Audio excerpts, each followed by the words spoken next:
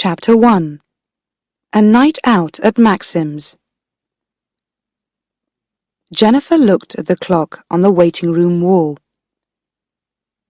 Nearly 8:30. The light was still on in Dr. Gibson's room. "I'm going to be late," she said to herself. "Why doesn't he hurry up?" The evening surgery was always busy on Thursdays, but tonight was worse than usual. She quickly put the newspapers in a cupboard. Then she took off her white coat and locked it in the cupboard too. She was turning off the lights when someone rang the front doorbell.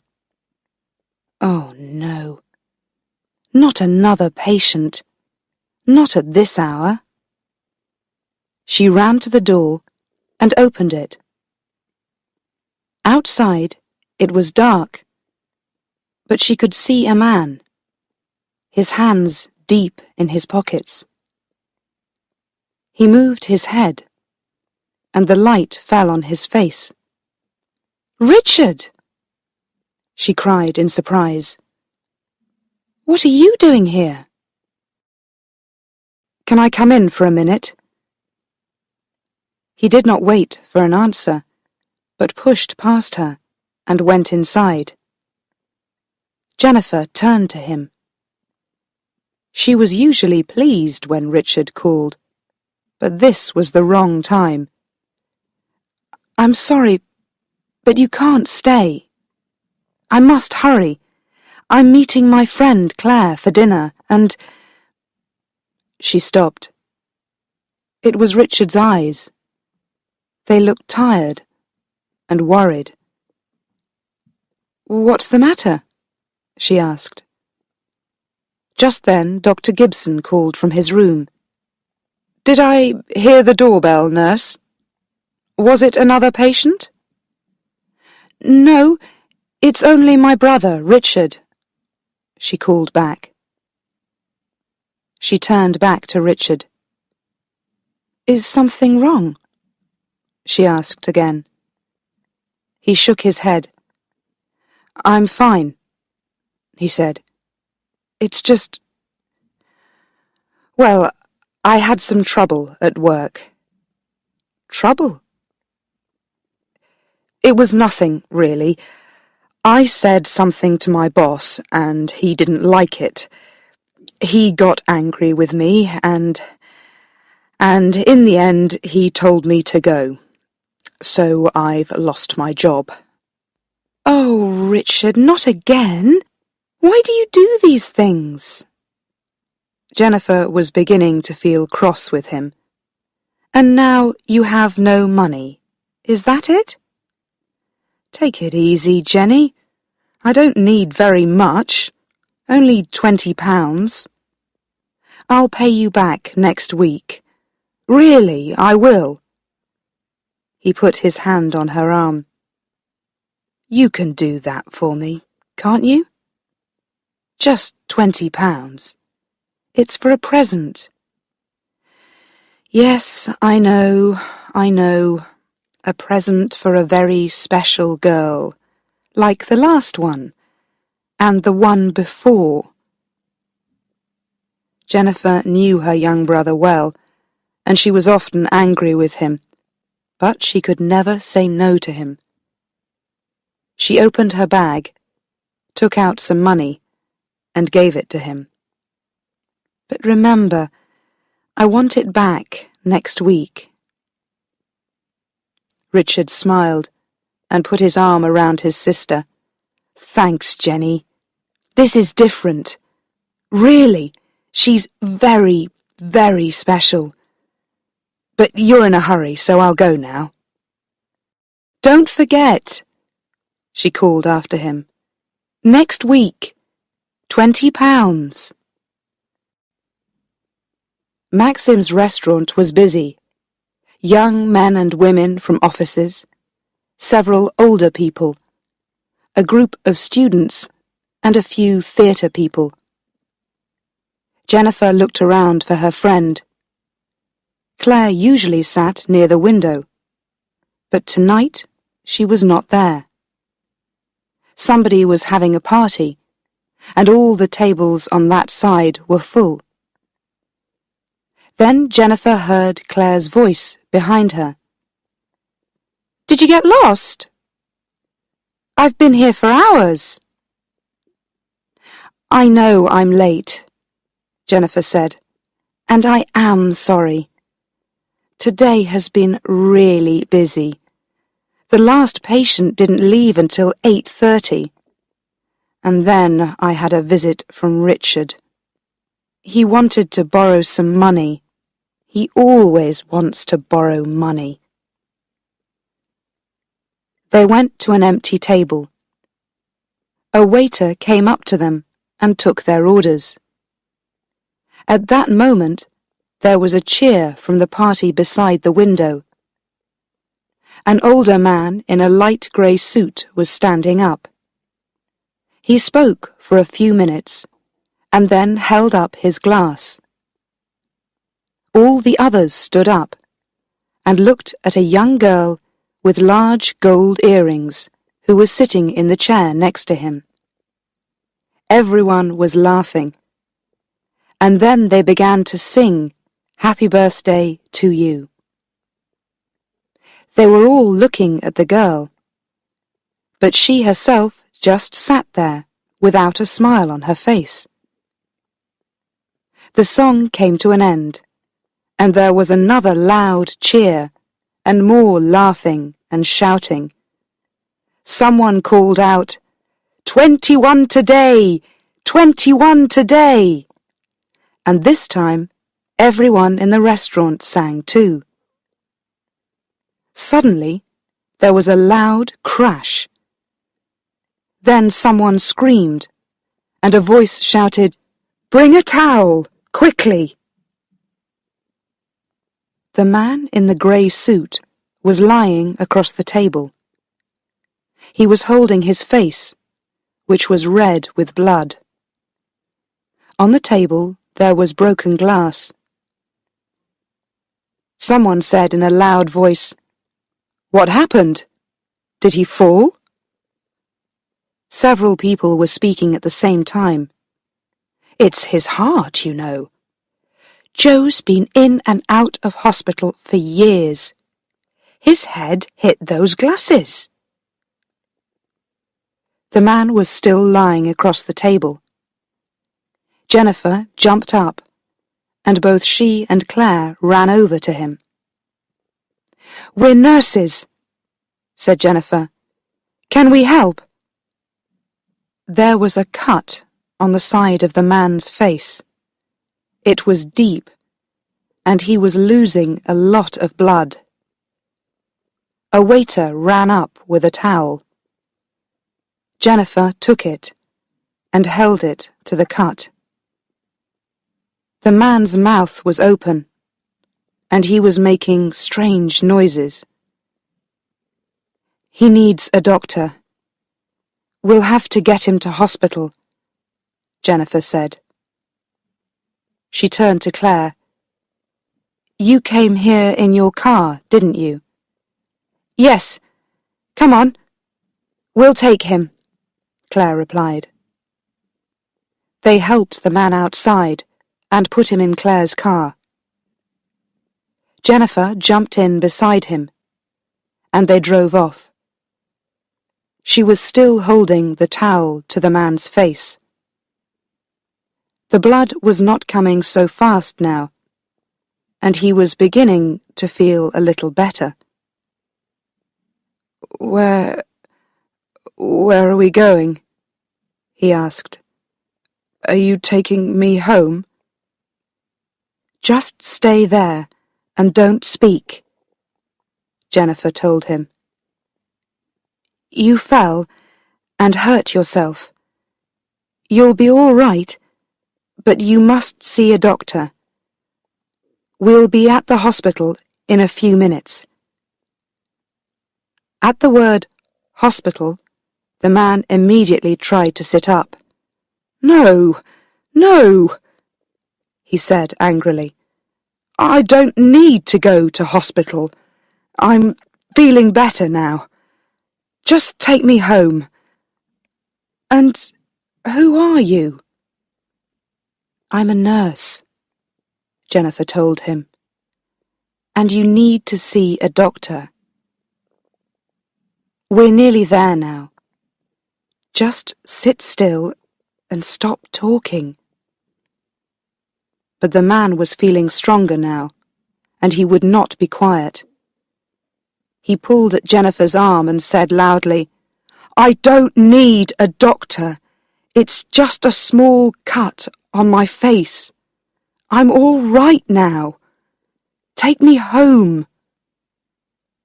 When Jennifer did not answer him, he said in a quieter voice, Come on now, listen to me. I'm feeling fine. Really, I am. There's no need to take me to hospital. They'll want to keep me there. They always do, because of my bad heart. You see, I have to meet some business people the day after tomorrow. It's very important. So just stop the car and I can get a taxi home. By now the car was at the door of the hospital. A nurse came to meet them, and while Claire told her about the accident, Jennifer helped the man out of the car. He said something angrily to the nurse, but after a few seconds he went with her into the hospital. Jennifer and Claire drove away. What a difficult man, said Claire crossly. No, thank you for your help, or you're very kind. Some people never say thank you, Jennifer said. Don't worry about it. When they got back to Maxim's, a police car was standing outside, with its blue light on. There was a small group of people around the door. Jennifer pushed through them, Claire behind her. They tried to go inside. A policeman moved forward and put up his arm. You'll have to wait here, he told them. But we ordered dinner, and we haven't eaten yet, said Claire. But the policeman was not listening to them. He was looking through the glass door. Something was happening inside, and people were moving about. Then one of Maxim's waiters opened the door, and two policemen came out. They were holding a young girl between them. It was the girl from the birthday party. The girl with the unhappy face and the expensive gold earrings. The police pushed her into the back of their car and drove away quickly. Jennifer and Claire looked at each other. What an evening! They waited 2 or 3 minutes, but the restaurant door was closed now, and the policeman was standing in front of it again. Neither of them felt hungry anymore. They walked slowly towards the car. Claire was the first to speak. Come on, Jenny. Let's enjoy ourselves. We're having a night out. Jennifer did not speak. Claire went on. Do you remember Maxim's little song on TV? She began to sing. Come where the music's wonderful, come where the food is fine. Let's all meet at Maxim's, we'll have a wonderful time. She stopped. Jennifer was not pleased. All this is not really my idea of a wonderful time, she said. "I'm tired, and I wanted a nice, quiet evening, a good meal, and an early night." "Come on," Claire replied. "Let's go to another restaurant." "No, let's leave it till next week. I'll just walk home now." They said goodbye. Claire got into her car and called, "See you next week, then." Jennifer walked slowly home. She felt unhappy and worried about her young brother, Richard. She remembered his visit to the surgery earlier that evening. He was always in and out of jobs and never had any money.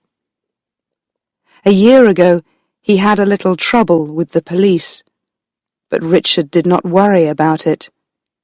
He never worried about anything. He just laughed and came to Jennifer to ask for more money. Both their parents were dead, and there were no other brothers or sisters. So Jennifer, 15 years older than Richard, worried about her brother a lot. She went past a jewelry shop with its lights on and stopped to look in the window for a minute. She saw some earrings and then remembered the gold earrings on the girl at Maxim's. They were large and looked very expensive, and they looked all wrong next to that small, unhappy face. Where did she get them? Jennifer smiled to herself. Perhaps the police were asking that question now. Chapter 2. A Visit from the Police. Jennifer did not sleep well that night. She woke up feeling tired and unhappy. When she arrived at Dr. Gibson's surgery, she looked into the waiting room. It was nearly full. "Another busy morning," she said to herself. Just then, she heard the doctor's car outside. He hurried in and went into his room. 3 hours later, he finished with his last patient. Jennifer brought a cup of coffee and put it on Dr. Gibson's desk. He said thanks, and she turned to go. Just a minute," he called after her. "I want a word with you." He sounded a little cross. "There was a phone call for you this morning, about an hour ago. You were busy at the time, so I answered it." "Oh, who was it?" "Let me see, I wrote it down somewhere." He began to move the papers on his desk. "She said that she was a friend of your brother's." "My brother? But why did she want me?" Here it is." He gave Jennifer a piece of paper. On it was a name. Wendy. "She didn't leave a number. She'll call you again at home." Jennifer looked at the name. Wendy? Wendy who? She asked herself. "Thank you, Dr. Gibson," she said. "And tell her, please, no phone calls during surgery hours." "I'm sorry. It won't happen again." Jennifer wanted to explain that she did not know this Wendy, but decided not to. A few minutes later, Dr. Gibson shouted goodbye to her, and Jennifer was alone. She knew a few of Richard's friends, but nobody called Wendy. but Richard changed his girlfriends as often as his shirts.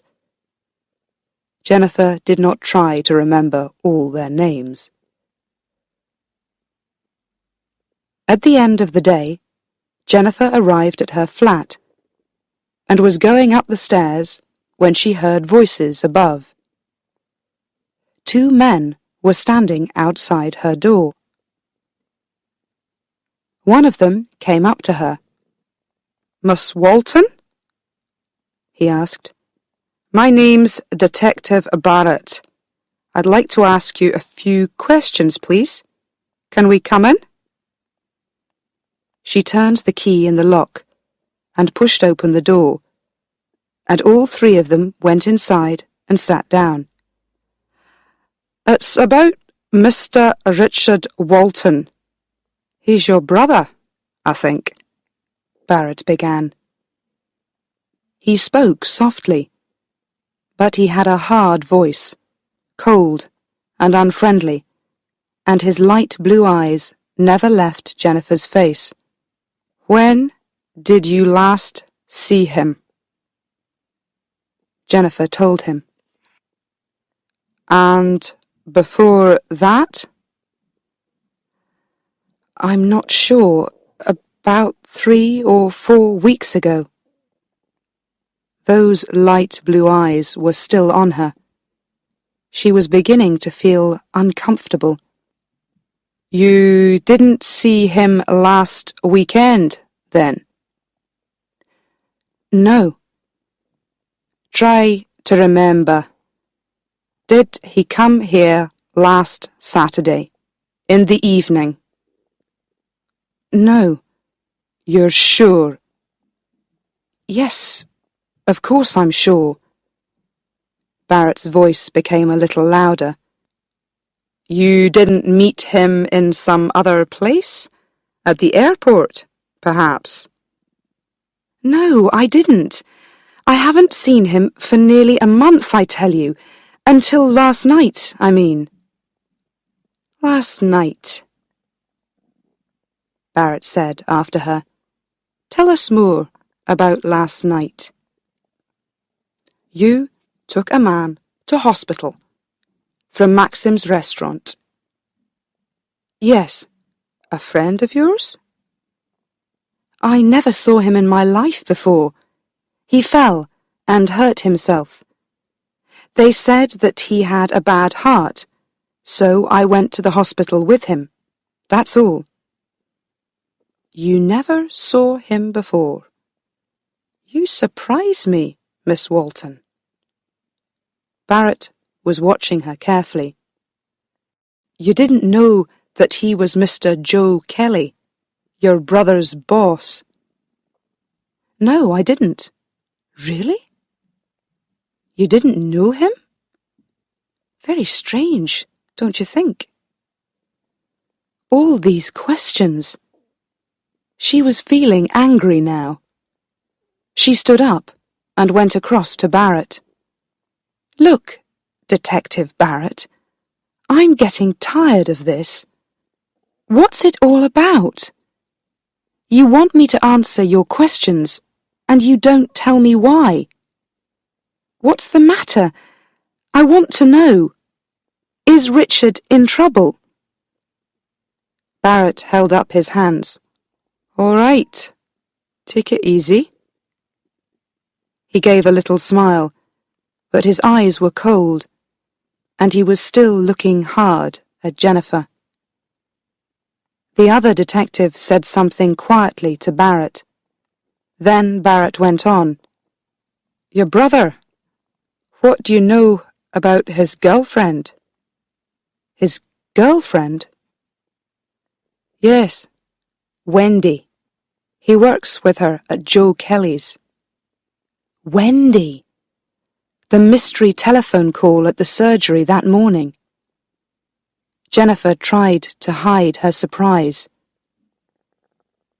She looked first at Barrett, then at the other man. Then she said coldly, "Richard doesn't talk to me about his girlfriends." "He's told you about Wendy?" I'm sure. They're very friendly, the two of them. They went to Germany together. He turned to the other man. Last weekend, wasn't it? The second detective moved a little nearer and spoke quietly to Barrett. She doesn't know anything about this. You'll have to explain it to her. Barrett turned to Jennifer again. We're looking for some stolen jewellery from Germany, and we believe that your brother knows something about it. You won't like this, Miss Walton, but your brother works for a criminal, a thief, and one of these days he's going to find himself in trouble. But my brother lost his job yesterday. He told me last night. So he doesn't work for this man anymore. Barrett smiled. Perhaps he doesn't.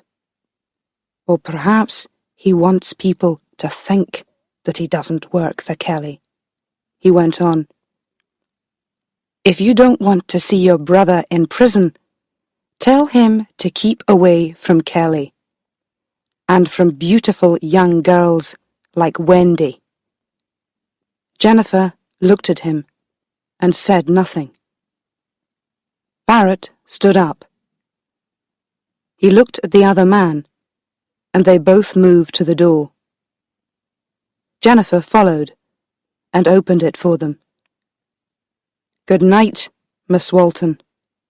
Thanks for your help. They walked to the top of the stairs. Jennifer waited for a few seconds, then went inside and closed the door. Oh, Richard, she thought, what is happening? What are you doing? Why can't you stay out of trouble? She telephoned Richard's flat, but there was no answer. So she went to bed and worried half the night about her young brother. The next day, Saturday, she worked only in the morning. When Dr. Gibson's surgery finished, she went home to have lunch. Then she planned to go round to Richard's flat and talk to him. But when she got into her flat, the telephone was ringing. She ran across the room and answered it. Hello, is that Jennifer Walton? Someone asked. It was a girl's voice. Yes, Jennifer here. Who's speaking? The caller was silent for a second or two, then said, You don't know me, but I'm a friend of your brother's. Are you free just now? I need to see you. It's important, she went on quickly. I'm just round the corner from your flat. Can I come up? I'll be there in 3 minutes. And she put the phone down. Jennifer was waiting at the door when her visitor arrived. She looked at her in surprise. She knew that face. It was the young girl from Maxim's, but without the gold earrings today. The girl was also surprised. I saw you at Maxim's on Thursday night, she said. You took Joe Kelly to hospital. Are you Jennifer, Richard's sister? Yes, said Jennifer. She looked at her visitor and began to put 2 and 2 together. And you must be Wendy. Yes, the girl said. Jennifer stood back, and the girl went inside. They sat down, and Jennifer looked at the girl coldly. So this was Richard's girlfriend, who worked for the criminal Joe Kelly. She had a beautiful little face and looked very unhappy, but Jennifer did not want to like her. "What do you want to see me about?" she asked. "It's difficult to explain," the girl began. She looked unhappily at Jennifer's unfriendly face. "You see, Richard has told me about you. He says that you're very kind. You always help him. He gave me your phone numbers and said—" She stopped, and Jennifer waited. "He said that I could ask you for help." Jennifer smiled to herself. Always the kind big sister, she thought. She looked at the girl's small, worried face. "Well, go on then," she said, more kindly. "Tell me all about it. I hope that Richard's not in trouble." "You see, I work for Joe Kelly," Wendy began. She talked for a long time, and Jennifer listened carefully. This was Wendy's story. Chapter 3. Wendy's story. Kelly is not a nice man, and I've never liked him. I've worked for him for a year now. My father got the job for me. He told me to work hard and not to ask questions. Kelly often gets angry, and when he's angry, he shouts at everyone and his face goes very red. I'm afraid of him, but I don't want to lose my job. I need the money, and it's not easy to find another job. Richard started work at Kelly's about a month ago. We're good friends, but we don't talk much about our jobs. Nobody at Kelly's talks about the work. We don't really know what his business is. He has 2 garages in the town, and he buys and sells old cars. But he also buys and sells a lot of other things too. Furniture, old pictures, jewellery. I think that some of these things are stolen, but I don't ask questions. 10 days ago, Kelly called me into his office. I stood there and waited. He began to say something to me, but he stopped and looked down at his papers. Then he took out his diary and opened it. "Wendy, what are you doing next weekend?" "I'm not sure, Mr. Kelly." "How would you like to go on a little business trip? I'll pay you for it, of course." This surprised me, and I did not reply immediately. Then I said, "A business trip, Mr. Kelly?" "Yes, to Germany. Just for the day. It isn't a difficult job, but it's important. What do you say?" I did not know much about Mr. Kelly's business, but I did know that there was something strange about these journeys to other countries. They happened every 2 or 3 months, and after them there were secret meetings in the office, often late in the evening. I decided that I did not want to go. But I've never been to Germany. Don't you think... Well, perhaps you can ask one of the others." "I'm asking you, Wendy. I said that it was important, and I want you to do it."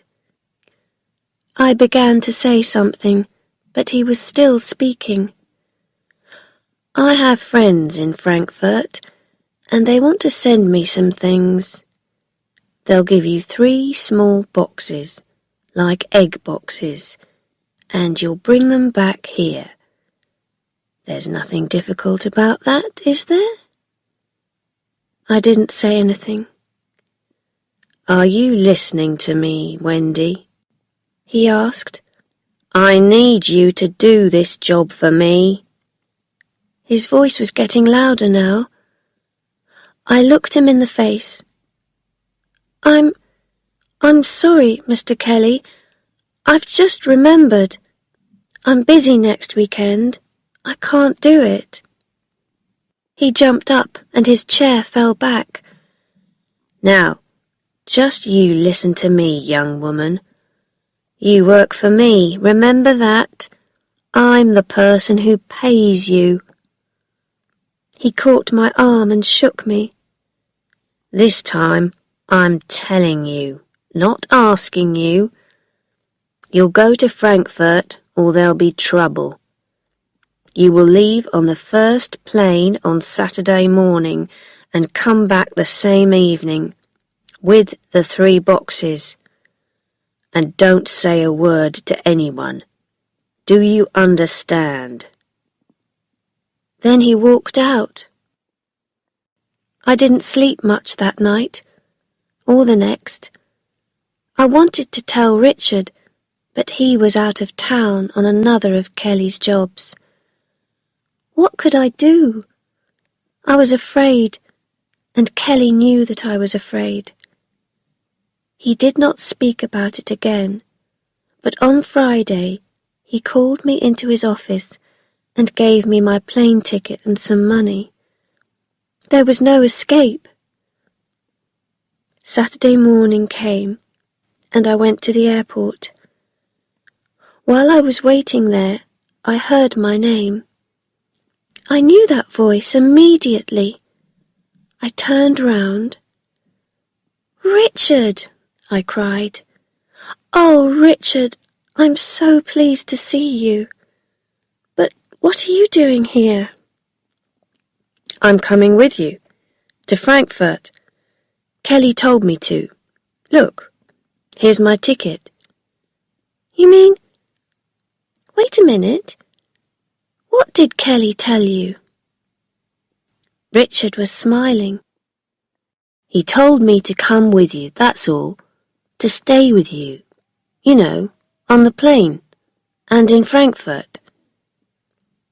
I began to understand. "He told you to watch me, you mean?"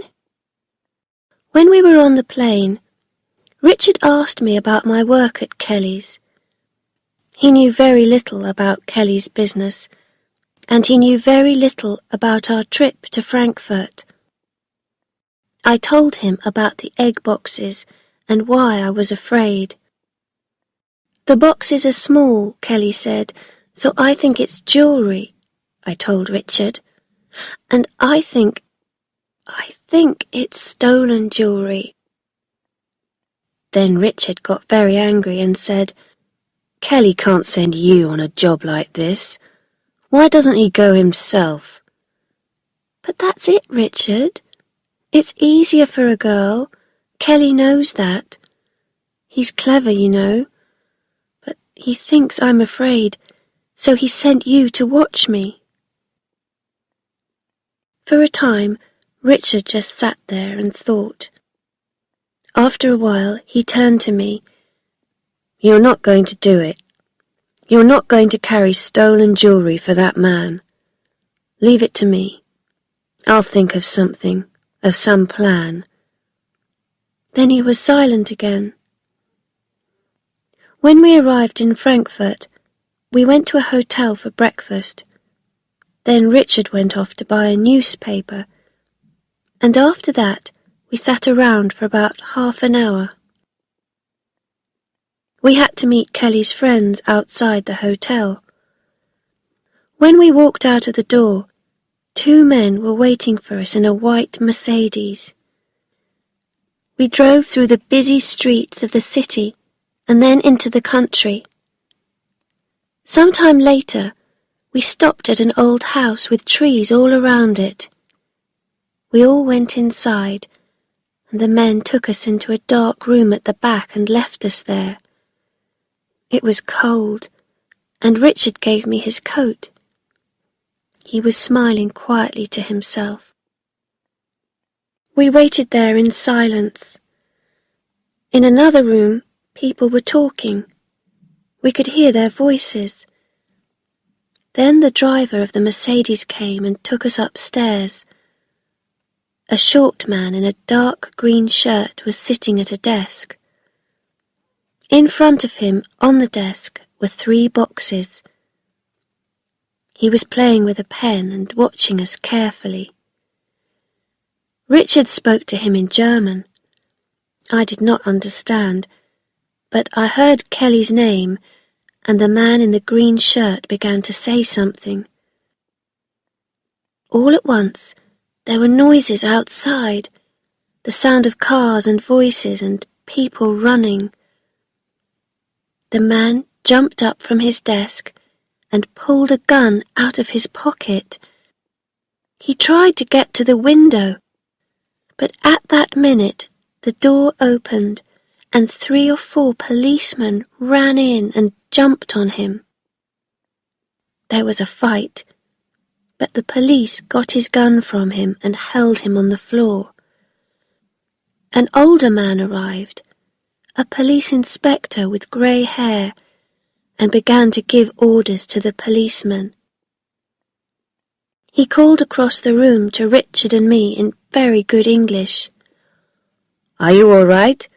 They didn't hurt you, did they?" He gave some more orders, and then he came across to Richard and held out his hand. "Well done, young man. I must thank you for your help." He turned to me. "And thank you, too. You've done very well, both of you. It's been a good day's work for all of us." I looked at Richard, and he gave me a little smile. "What does he mean?" I asked, but Richard did not answer. The inspector then explained to me. "Your friend phoned us this morning from your hotel. After that, it was easy. We just waited near the hotel for the white Mercedes and then followed it here." The inspector took us back into Frankfurt in his car, and when we arrived there, we went at once to his office. He ordered coffee for us, and while we were waiting for it, he said, "You've helped us a lot already, but we need your help with one more thing. There's still Mr. Kelly and his friends. We have a plan for them." Oh yes, he knew all about Joe Kelly. He brought out the 3 boxes and put them on the table in front of us. Then he said, "We would like you to take these back to England with you." Richard and I looked at him in surprise.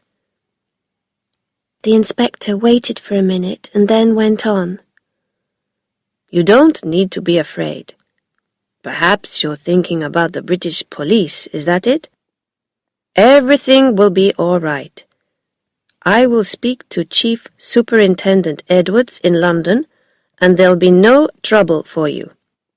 Now, listen carefully." He went on, "Just give the jewelry to Kelly. He won't know about the accident to his German friends, and you must not tell anybody about it, or about our conversation today. That's very important. The British police will watch Kelly and wait. Do you understand?" This plan sounded dangerous to me, but Richard said, "Yes, of course we'll do it, won't we, Wendy?" Richard is not afraid of Kelly, you see. So we brought the boxes back with us on the Saturday evening plane from Frankfurt. We did not get back until nearly midnight, but we took the boxes at once to Kelly's house. He told us to wait, and then went into another room. When he came back, he was very happy. He put his hand in his pocket and took out some gold earrings. "These are for you, Wendy, for your birthday next Thursday." "No, Mr. Kelly, no, you mustn't. I can't take them. Really, I can't. Of course you can, Kelly laughed. You've worked hard for them, and we must have a party for you. Let's get some people together on Thursday night. Where would you like to go? To the Ritz? Or perhaps a disco? No, I know. And he began to sing. Let's all meet at Maxim's. We'll have a wonderful time. I told him 3 times that I didn't want a party, but he didn't want to listen. He was too pleased with himself. Oh, yes, Wendy. We must have a party, and you must wear the earrings. Then I'll know you're my good little girl. His mouth was smiling, but his eyes were cold. Richard said quietly in my ear, Just agree with him, Wendy, and take his earrings. You can give them back later. We don't want anything to go wrong now. The next few days passed very slowly. On Monday and Tuesday, everything was quiet in the office. Kelly did not speak to me again about the visit to Frankfurt.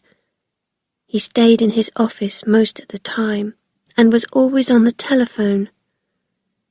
No police came to the office, and nothing happened. I began to feel afraid. Early on Wednesday morning, Richard called in to see me. Is he in yet? He asked. He looked at Kelly's door. Not yet. Why? I want the keys to his office, just for a minute. But Richard... Come on, Wendy. He'll never know. You can't go in there, Richard. He'll be here in a minute. It's too dangerous. Please, Wendy. It won't take long. I'll be out again immediately. But why? What do you want? Don't ask questions. Just give me the keys. Quickly. Of course, in the end, I gave him the keys. He opened Kelly's door and went inside. Some minutes passed, and then he gave a shout. I think I've got something. I went in and saw that Richard was standing in front of Kelly's desk with a letter in his hand. He held it up for me. This, he said, is going to help us. What do you mean? I did not understand. Listen. He read from the letter. The eggs arrived last weekend and they are now in my house. Be there on the 18th of April, 11 a.m. The 18th, I said. That's next Saturday. Just then, I heard a car outside. That's him, I cried. Quick, put that letter back. You must get out of here at once. I ran through to my office with Richard behind me. Out there, quick! I pushed him into the kitchen, and at the same time the door opened and Kelly walked in. Good morning, Wendy. He did not stop, but went into his office and closed the door behind him. Richard then quickly left the office, and I did not see him again that day. He phoned me the next afternoon, which was Thursday. I knew at once that he was unhappy about something. What's happened, Richard? I asked. I'm not working for Kelly anymore, he told me. This morning, Kelly told me to do another of his little jobs for him, and I said no. So he started shouting at me, and then he told me to go. So that's it. I'm looking for another job. He gave a little laugh. And worse than that, He hasn't paid me, and now I can't buy you a birthday present." "Oh, Richard, that's not important," I said. "But are you coming to Kelly's party for me at Maxim's tonight? I won't go without you. You must come." "I can't, Wendy. I'd like to be there, you know that. But we mustn't meet until after Saturday." "Why not? What's happening on Saturday? And what's happening about the egg boxes? What are the police doing? Kelly says I must wear my new gold earrings at the party, but I don't want to. They came from Frankfurt in one of those egg boxes, and they're stolen. Oh, Richard, I'm afraid. What am I going to do?" "Everything's going to be all right, Wendy. Really, I've got a plan. Just go to the party and don't worry. I'll see you soon." Richard put the phone down, and I have not seen or heard from him since then. Chapter 4. Another birthday present. Jennifer felt very sorry for Wendy. The girl's hands were shaking, and she was trying not to cry. Jennifer went and sat next to her, and put her arm round her. "So what happened after the party on Thursday night, when the police took you away?" she asked quietly. "Oh, it was terrible," Wendy said. "They took the earrings from me, of course, and they asked a lot of questions. I told them that the earrings were a present from Kelly, and I told them all about the police in Germany. But they didn't believe me. They told me to go to the office on Friday and not to say anything to anybody. And they wanted to talk to Richard." Wendy turned to Jennifer. "What am I going to do?" she asked. "Why didn't the police believe me? Haven't the German police talked to them? And where's Richard? I can't find him." She began to cry quietly. Jennifer stood up. "We must phone the police in Germany," she said. "I'll talk to that policeman, Barrett, who came to see me last night, and—" Just then there was a knock on the door. Jennifer went to the door and called out, "Who is it?" "It's me, Richard," came Richard's excited voice. Jennifer opened the door quickly. Beside Richard there were two policemen, Barrett and another taller man. "Everything's okay," Richard said happily. He turned to the two policemen and smiled. "And you're not going to lock me up, are you?" "I'm very pleased to hear that," said Jennifer. "But what's going on? Can somebody please explain?" They all went into the sitting room, and Wendy jumped up. She looked at the policeman, and her face went white. Everybody began talking at once, and Richard put his arms round Wendy. The tall policeman laughed and turned to Jennifer. "My name is Edwards," he said. "I'm sorry about Barrett's visit to you last night, but we didn't know about Richard and Wendy then. I talked to the Frankfurt police an hour ago. We already knew about the stolen jewellery in Germany, of course, and we were watching Kelly. But they didn't tell us that they caught the German thieves last weekend, or about their little plan with Richard and Wendy. They wanted to keep it very secret. They were afraid that Kelly would hear about it. But we know now, and everything's all right. But what about Kelly? Cried Wendy. And the egg boxes? Barrett smiled. You'll have to find a new boss. Kelly is going to be in prison for a long time. We got him this morning. But it's Richard's story. He's been very helpful to us. He can tell you all about it. The two policemen left, and Jennifer turned to her young brother. He was sitting with his arm round Wendy, and her face was now bright and happy. Well, Jennifer said, start talking, Richard. I've told Jennifer all about last week, Wendy explained. And she was in Maxim's on Thursday night. But what happened this morning? Richard laughed.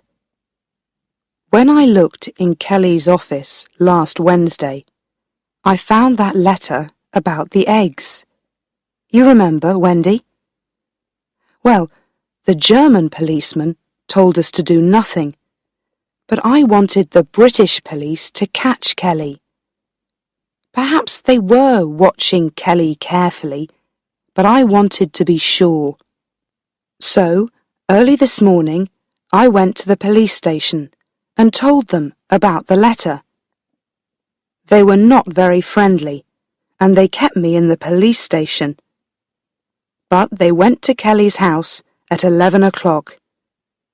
They found Kelly there, and two other men who were buying the stolen jewellery from Kelly.